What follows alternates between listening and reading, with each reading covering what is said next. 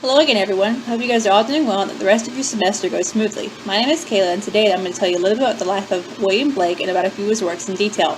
So without further ado, let us get started. William Blake was born on November 28, 1757 in London, England to James Blake, an English hosier, or a man that creates hosiery such as stockings and pantyhose, and Catherine Wright Armitage Blake. His mother was originally married before to a haberdasher, or a man that sells clothing and sewing accessories. They had a son together and joined the Moravian Church in London, who taught Catherine about having religious visions. However, both the son and the husband died, leaving Catherine a widow.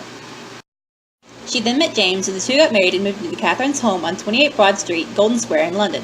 This is where William was born, along with his 5 other siblings. These siblings were James Blake, the eldest, who took over the father's business, John Blake, who died as a child, William Blake, John Blake again, who also died but as an English soldier, Richard Blake, also known as Robert, and who was William's favorite brother, and Catherine Elizabeth Blake. All of the children were never sent to school and were raised by their mother.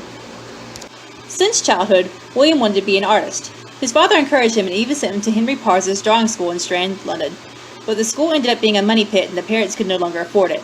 However, this did not stop Blake. Eventually, the family found him an engraver to apprentice under. His name was James Bessire. Blake signed a contract to spend 7 years under Bessire and lived in Bessire's home. Blake learned everything about the basics of engraving and was an excellent apprentice. So excellent that Bessire trusted Blake to go to Westminster Abbey and copy medieval monuments himself for Richard Gogh's Spectral Moments of Great Britain, which was an important project for Bessire. When the 7-year apprenticeship was over, Blake became an independent engraver. At first, he was not really commissioned for his own work. He ended up forced to copy other artists' work onto plates for engraving. Eventually, though, Blake became a well-known engraver and had received commissions for his own designs. However, Blake's style is considered distorted and a product of a madman by many of the English journalists. This bad reputation formed by the articles left Blake with less and less commissions, and Blake began to fade away in the public eye. However, Blake continued to work. He met Catherine Sophia Becher in 1781, who was an illiterate daughter of a market gardener. According to my source, at their first meeting he told Catherine about his failed marriage proposal to Polly Wood. After hearing this, Catherine said she pitied him from her heart.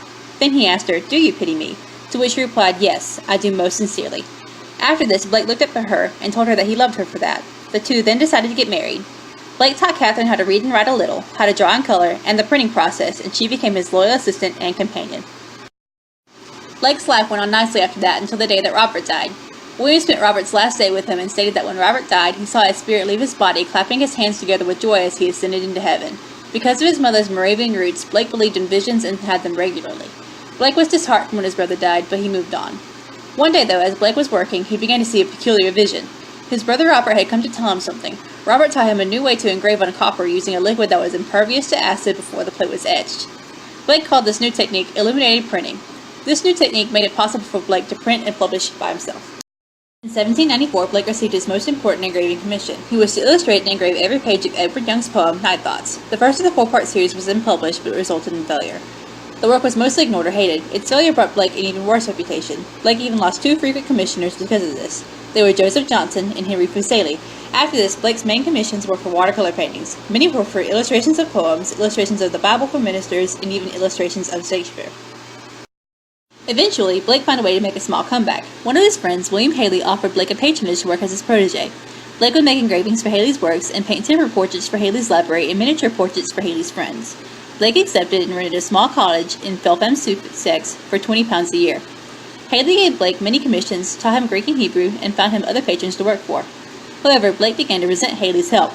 He believed that Haley pushed him too hard. He even stated in his notebook, "When Haley finds out what you cannot do, that is the very thing he'll set you to do."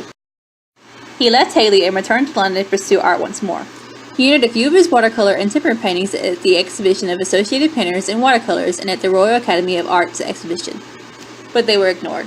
Determined to be viewed by a wider audience, he made his own exhibition. He exhibited 16 of his watercolor paintings and temperas above his family's hosiery shop. One of the viewers of the exhibition was Robert Hunt. This man wrote the only printed review of the exhibition, and he stated that in the Examiner that the pictures were wretched and that Blake was a madman himself. This devastated Blake. These reviews made him draw more into obscurity.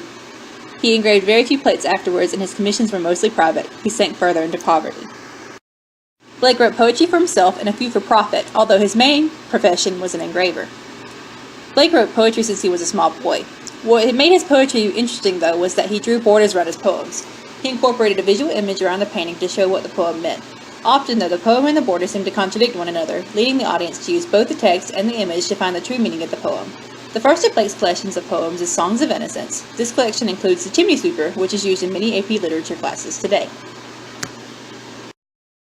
Blake received one last commission to illustrate Dante's Inferno from Linnell.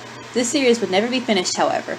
Blake died before it was ever completed. Blake died in 1827 beside his wife, who sang hymns with him up until his death. He was given an excellent funeral by the Church of England and buried in Bunhill Fields, a burial ground for those who did not conform to the Church of England. Catherine stayed alive for many years after and claimed that her husband visited her. She stated that she only lived for his visits and died later in 1831. This concludes the life of William Blake, so now let us talk about a few of his works in detail. This picture is William Blake's Age of Days. This is one of his more well-known artworks and has even appeared on many math book covers. The picture depicts what is thought of as God creating the earth, but it is actually Urizen, a character Blake made up for his complex mythology in his paintings. Urizen is the embodiment of science. He despises the spirits of love and denies passion.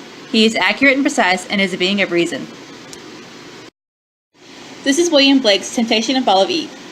William Blake was a religious man who studied the Bible at home on his own, so it is no surprise that he would paint religious themes. This depicts exactly what the title states, when Eve was tempted by the devil and tasted the forbidden fruit. William loved Renaissance art, especially the works of Michelangelo and Raphael, so he drew his people muscular like them, as you can see how Eve is very muscular in this painting. This is one of Blake's poems in which he drew borders around the text. It is titled The Tiger, but it is about more than a tiger. The poem is marveling at how fearsome a tiger is and who could have created this being that is so beautiful but so destructive.